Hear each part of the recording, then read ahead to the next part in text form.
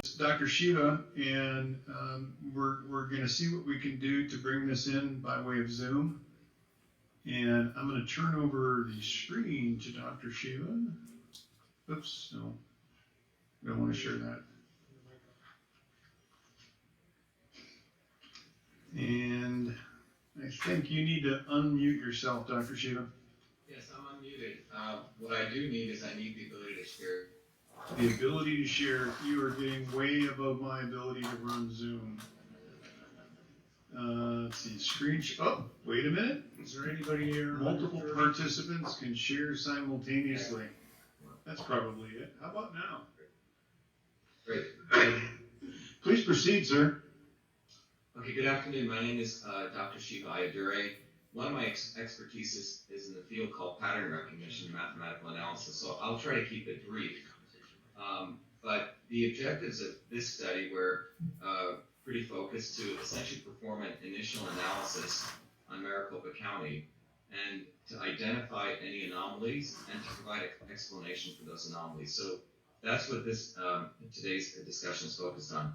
At a very high level, many people probably know these numbers. If you look at the about 2.6 million people have registered to vote in Maricopa County. In this election, 80.5% of them cast ballots, as you can see there. And this is not showing the data for, let's say, the independent or Green parties, but 49.8% went to Biden and 47.6% to President Trump. So that was the reported results from the Secretary of State. The other important thing to note is that just to get one of the important features that you can look at in a election is a distribution of votes by party affiliation. So in this case, there was 35.3% of Republicans who voted, 31.3% of Democrats, 32.3% of independents, a small percentage of libertarians. That gives a total distribution. We'll come back to this, why this is important in this analysis. So what I want to first begin by having people put their attention on this chart. What this is we're literally taking all the data provided by the Secretary of State across the 743 precincts in Maricopa County, and we're literally recreating the election. And there are two curves here. One is the curve for President Trump, which is a red curve, and the blue curve is the curve for Mr. Biden. And as we move from left to right, what we're doing is we're starting with precincts which have low number of votes to precincts which have high number of votes. And we're literally counting the vote totals and summing them up together. When you get to the end here, you get the actual election results. So 49% for Mr. Biden and 47.6% for Mr. Trump. So these curves, in many ways, show the dynamic of the election as you move from the precincts from low vote counts to high, and you're essentially adding them up. So when you look at this curve, in pattern recognition and pattern analysis, one of the things you try to understand is anomalies and the normal condition. So this is what we're calling the normal condition. In science, we call it the control.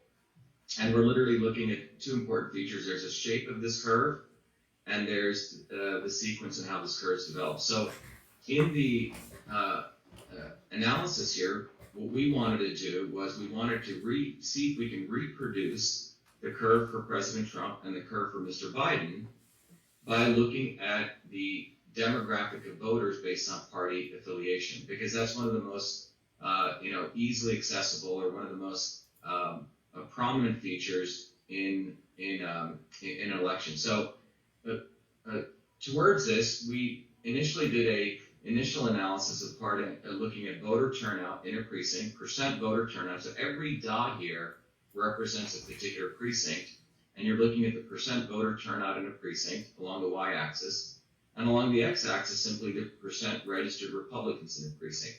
And what's interesting is you see a positive correlation.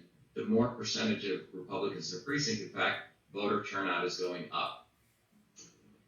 Alternatively, when we look at the percentage voter turnout in a precinct by percent registered Democrats in a precinct, you see a negative relationship. As a percentage of Democrats in a precinct increases, each blue dot is a precinct, you see a negative correlation with voter turnout. And similarly, we see the same behavior in the registered independents in a precinct.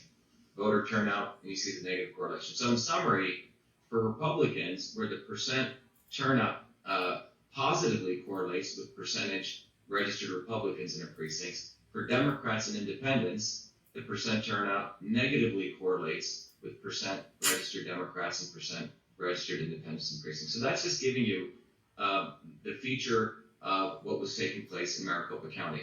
Now, getting back to this, we have the capability, the computer affords us the opportunity to do what we call scenario testing. What are the potential scenarios of distribution of Republicans, Democrats, Independents, Libertarians, and Greens, that if you were to look at the potential infinite possibility spaces, we haven't done all of them, but in the time that we have, what are the percentages of distributions of voters that would give rise to produce President Trump's curve here, and what are the percentages that would give rise of those allocations of Republicans, Democrats, Independents, Greens, and Libertarians to give rise to Mr. Biden's percentage. And the reason we want to do this is to look at the plausibility of these results. Is it plausible that you could have some reasonable distribution of Democrats, Republicans, Independents, Green to generate this very particular slope and these curves to get this net result?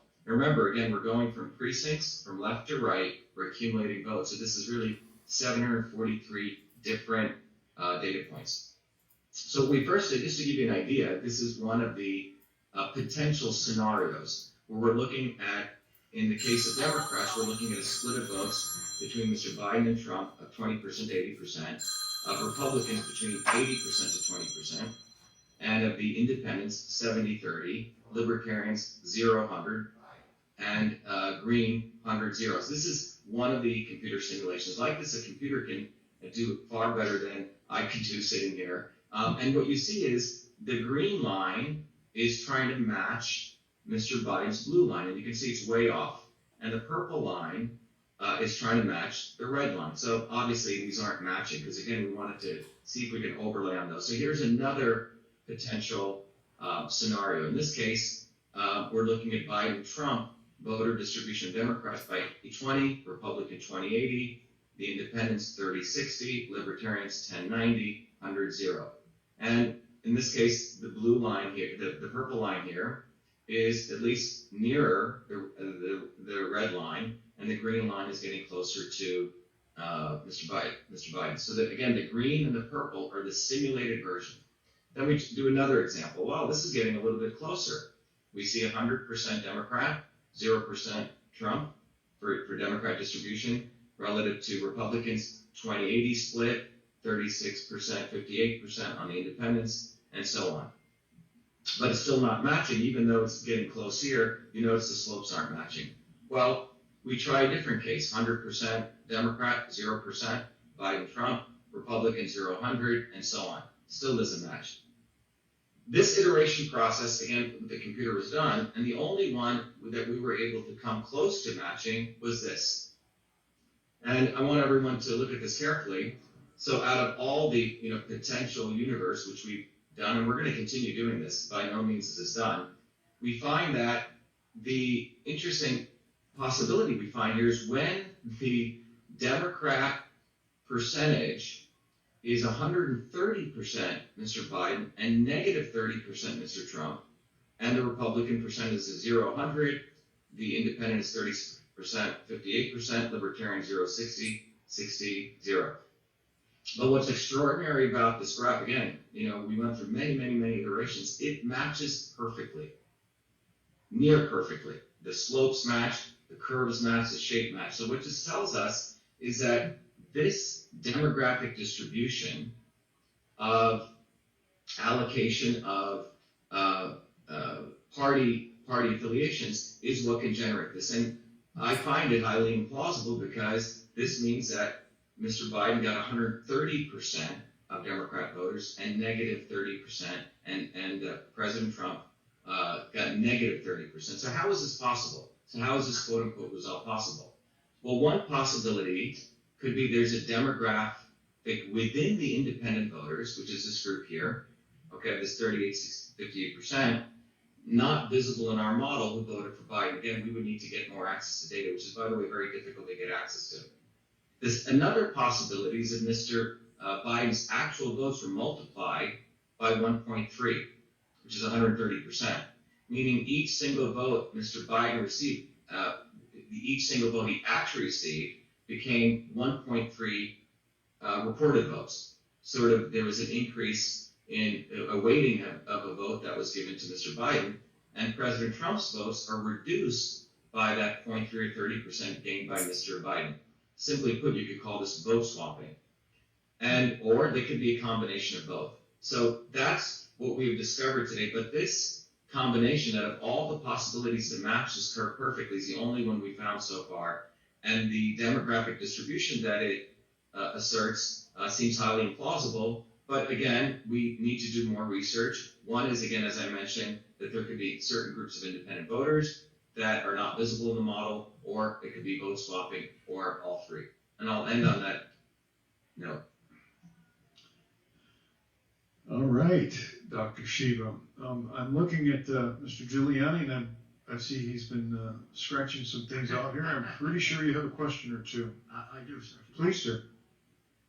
Doctor? It's Rudy Giuliani. How are you? How are you, Mayor Giuliani? Can I just ask you, how did you get to that calculation where Trump received minus 30% of the Democrat vote? Can you explain to us in a way that we can understand how you got to that calculation? Sure. So let me go back to it, if I can go back to it. So think of this, Mayor Giuliani, if you think about this, this is a curve that represents the actual vote, what's called the cumulative vote count for Mr. Biden and President Trump. Okay, so this is the control. This is what actually occurred on election night. Does that make sense? And what we're attempting to do in mathematics, using mathematics, you can do what's called curve fitting, where you can change certain variables to attempt to fit this curve. The variables we are changing here, which cannot be done, manually, but the computer is essentially changing the possibilities of different levers, the percentage of Democrats who voted for President Trump, the percent of Democrats who voted for Mr. Biden, the percent of Republicans who voted for Biden, the percent of Republicans who voted for Trump, the percent of independents who voted for Biden, the percent of independents who voted for Trump, and so on. So it's a solving where, remember in algebra where you could multiply variables by different equations, and you're trying to match this curve. So the computer is doing this, Mayor Giuliani, and so that's why I'm showing you these different possibilities. Now there's hundreds of thousands that the computer is running through to figure out what possible, as you can see here, what possible combination of these would lead to this. And the only one we were able to find was this. I hope that explains it. We're looking at the computer trying to find combinations of these vote allocations that could perfectly reproduce this result. So a vote for Biden would actually be 1 1/3 vote. Is that correct? Yeah, 1 3/10, right? So 1 3/10. Biden got one vote. 1 3/10, and a vote for Trump would be 1. A vote for Trump would be whatever the president got if he got 100 votes reduced by 30% of what Mr. Biden got. Basically, the president's vote is linked to the vote that Mr. Biden got. So if Biden got 100 votes and his went up by 1.3, which means it took 30% of the votes were reduced, that would go to President Trump. So basically, votes are being eaten from President Trump and handed over to Mr. Biden. That's the only way one possibility of explaining.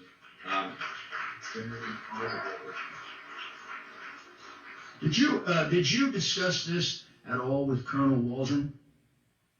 I received a text message from this earlier, and in preparation for this, I wasn't able to get to him, but I'm willing to discuss that with him.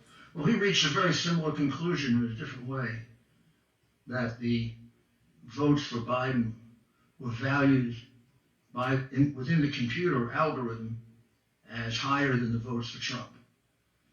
Could you accomplish that within a computer that you had gotten control of?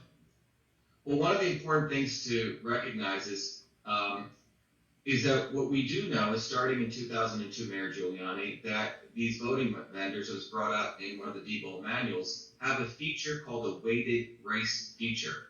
The weighted race feature, it's a documented feature.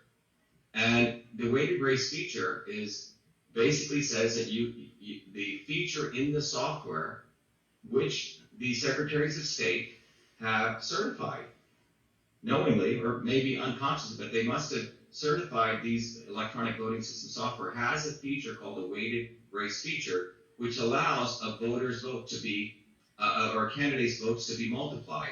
So what that means is the central principle that Justice Earl Warren ruled on in 1964, one person, one vote, or clarified that can be violated. It can be one person, not one vote.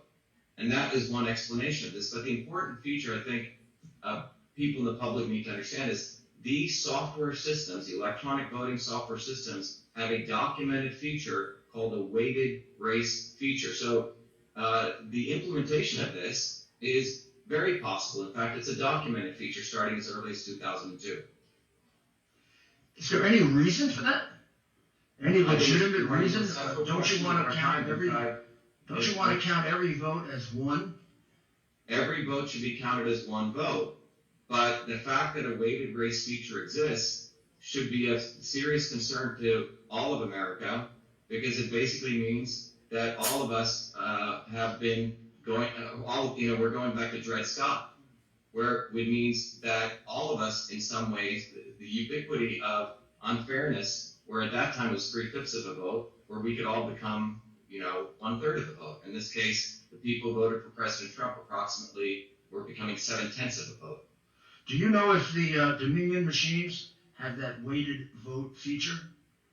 As I understand, they do have this feature. And remember, the more important thing to also understand is our votes are stored not as whole integer numbers, but as decimal fractions, which means when you get a vote, if a candidate gets 100 votes, it's not stored as 100, it's 100.0215, which is also quite alarming, which means the fact that the votes are stored as decimal fractions means you could have external programs communicate with those programs and alter them using external software programs, which could also do weighted race features. But the important element here is that there's documented features of the weighted race feature as early as 2002, and our votes are stored as decimal numbers. Would I be overly simplistic if I concluded the only reason you would want a machine with a weighted vote feature is in order to cheat? It's enabling cheating. It's an enabling of one person, not one vote. I mean, this is not a poll. The feature enables. This is not a poll. This is an absolute vote. And the only reason to have that feature would be if you're going to distort the vote. Exactly. Wow. Do you know what Monte Carlo is? Excuse me, Mayor Giuliani? Did you do a Monte Carlo where you can do millions of possibilities in a minute to find a good match? Yes, so that's what this is doing. There are many different techniques. The solver technique here, there are many different numerical methods, but essentially it's doing one of those kinds of approaches to find that fit. Exactly. And that's how you arrived at the one that you felt was the closest. Yes. And could you say with a degree of professional certainty that there's no question that this vote count in Arizona is faulty, false, not accurate, whatever words are comfortable? Well, I think what I can say is that the plausibility of that, the cumulative vote count as we see it progress is highly implausible. The caveat being we don't have certain data on what percentage of demographics of independent voters, but from everything we've run and the simulations we've run, it's highly implausible the pattern of voting we saw that was reported by the Secretary of State of Arizona in Maricopa County. Thank you, Doctor. Thank you very much. You're welcome. Yep. Members, any questions for Dr. Shiva? Any questions? Representative Cook, please. Thank you, Mr. Chairman. I just have a question for the doctor. So earlier we had heard from a state senator, I believe, in his presentation, when it had the vote totals, it had a decimal point and then numbers after. And so this perfectly makes sense that what you're saying is one vote is one vote, two votes is two votes. But if there's some way there is something added to it electronically to have a weighted vote as a 1.25, so every vote for this person is a 1.25, would that be the way those decimal points got there? Well, yeah, I mean, the issue is why are our votes being stored not as whole integers versus what we're called floating point variables in computer science or in math, right? So when a developer writes a program, it should be very important. I've been programming for many, many years. And the first thing you learn is when you are writing a software program, you have to be extremely conscious in how you're declaring variables, right? This variable is an integer, which means it can only be, 0, 1, 2, 3, 4, 5, 6, 7, 8. This variable is going to be a decimal, which is also called a float or a double, which means it can be 1.1, 1.3, so on. So the fact that the vote count is stored as a decimal, to me, when I first learned about this in my own Senate race here in Massachusetts, was quite disconcerting, because this means that consciously people are putting into the software a capability to have fractional voting. And that's what this leads to. And why is there such a feature or capability, and why are our votes even being stored as fractions or decimals?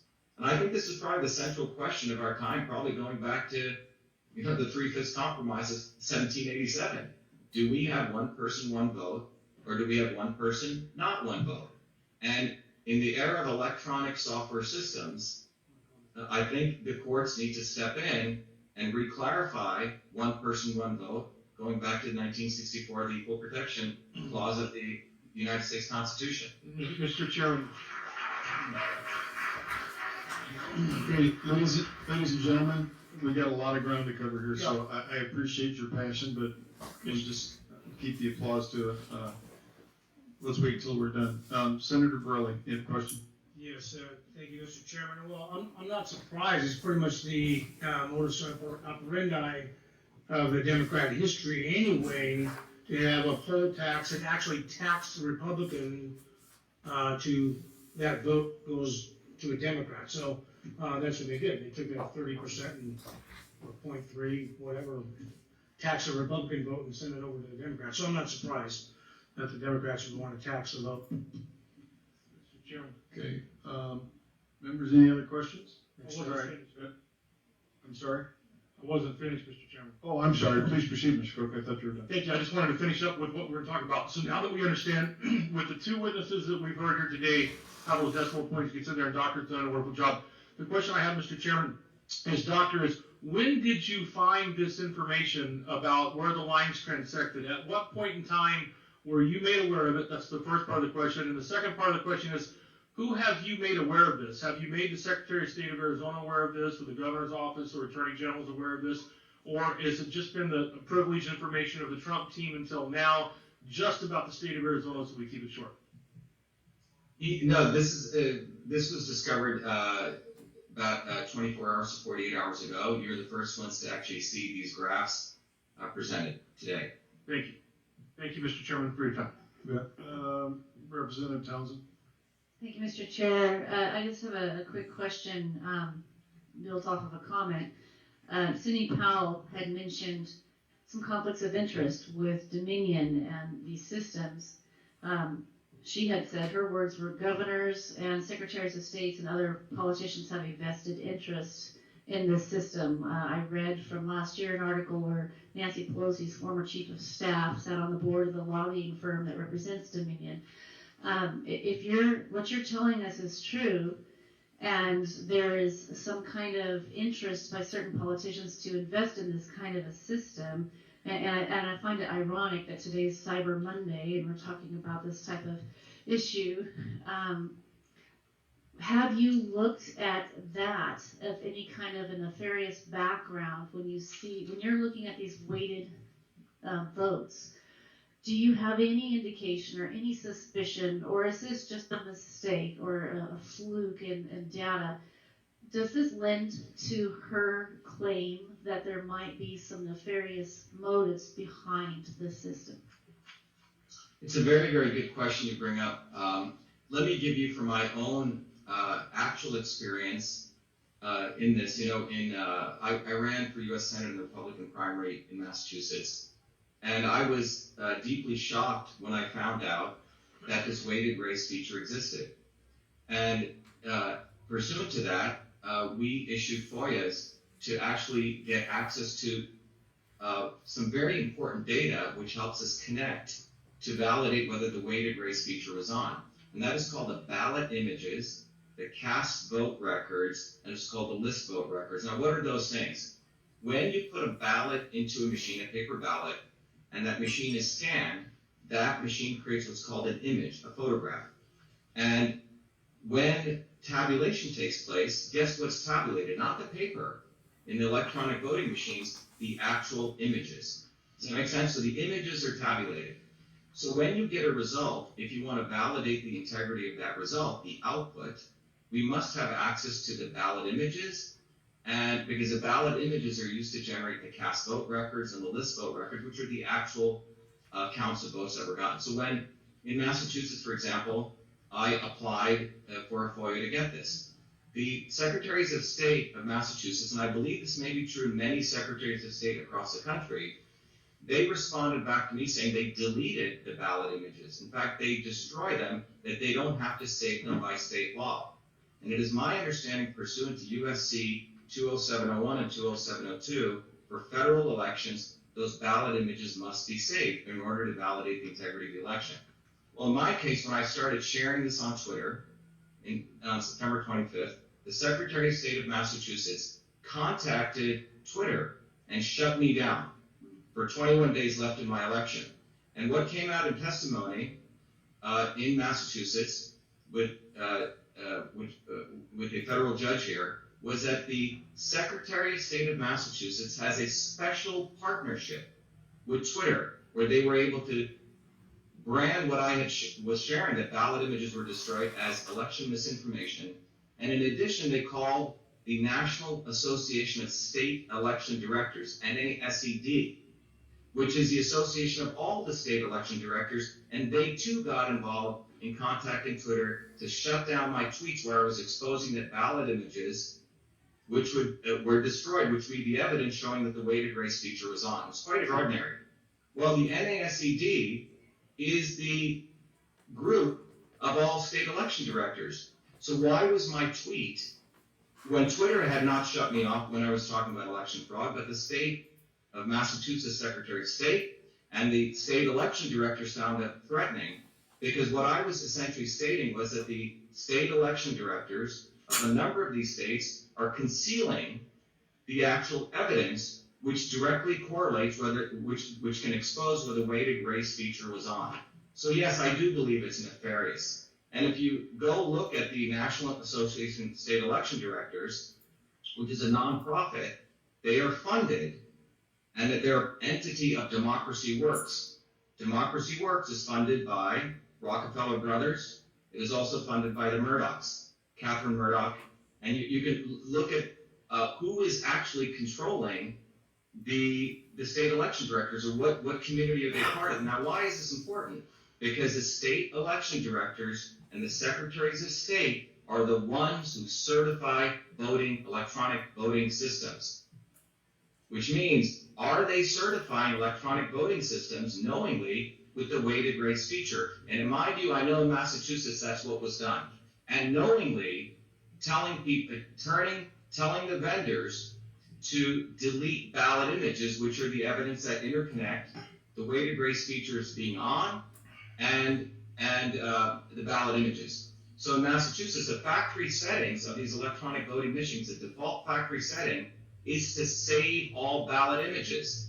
What we discovered in Massachusetts is they tell the vendors to set that to off, which means delete, destroy all ballot images. And I believe that many of these secretaries of state are involved in this. So yes, I believe it is nefarious. Thank you. And just as a follow-up, I believe, and I was told recently that in Maricopa County with the machines in the Dominion, that in the RFP request for the procurement, that it says you are able to, this allows you to publish the images, and that we were requesting that those be published, and we have been denied that. So I'm in communication with the Board of Supervisors to see, is it possible to go ahead and put that up? So I would recommend the public also get involved in demanding to be able to see those, because, apparently we have leaders in the state elbow bumping today in celebration of the certification of this election. And clearly what you're saying, we should be doing anything but. It's abhorrent, it's a shameful thing. That's a sad day in Arizona that we're celebrating the certification of this election. Mr. Giuliani, do you have any follow-up questions you'd like to ask? I would just like the doctor to state his credentials. Dr. Shiva, would you please state your credentials? Sure, my name is Dr. Shiva. I hold 4 degrees from MIT. My undergraduate is in electrical engineering and computer science. I have 2 other masters. One is in scientific visualization from the MIT Media Lab, my master's. I also hold another master's from MIT in mechanical engineering, and my PhD is in a field called computational systems biology. And when I was 14 years old, I created the first email system while working as a full-time research fellow at Rutgers Medical School. And at that time, I began trying to understand sleep patterns in babies, why babies were dying in their sleep, and looking at patterns of signals to detect the anomalous signal and a normal signal. So the common thread throughout my entire life from the age of 14 till today has been pattern analysis, applying it to detect sleep patterns, handwriting recognition, and speech recognition, face analysis, understanding the analysis of signals to detect flaws in aircraft wings of airplanes or bridges. But pattern recognition is my field of expertise. And so what I just shared with people today is using that expertise to understand an anomalous situation, a implausible situation relative to normal situations. But in addition to my academic training, my industry background across the 7 companies I've done is starting companies and running companies which focus on pattern analysis, pattern recognition, a whole host of industries. But that's my background here, Giuliani. Quite impressive. Thank you, Dr. Shiva. And frankly, this is just an observation so far. We have heard a couple of terms thrown around, and I think rather carelessly. And I think you put a very fine point on it. One is, these machines are supposed to tabulate. They're not supposed to calculate. They're just supposed to count one for one. And I think you put a very fine point on the notion that these aren't tabulation machines. These are machines that calculate and were built to do so. So I just want to thank you very much for making yourself available to us. And, You're welcome. And we appreciate your time. Thank you, sir. Thank you. Be well.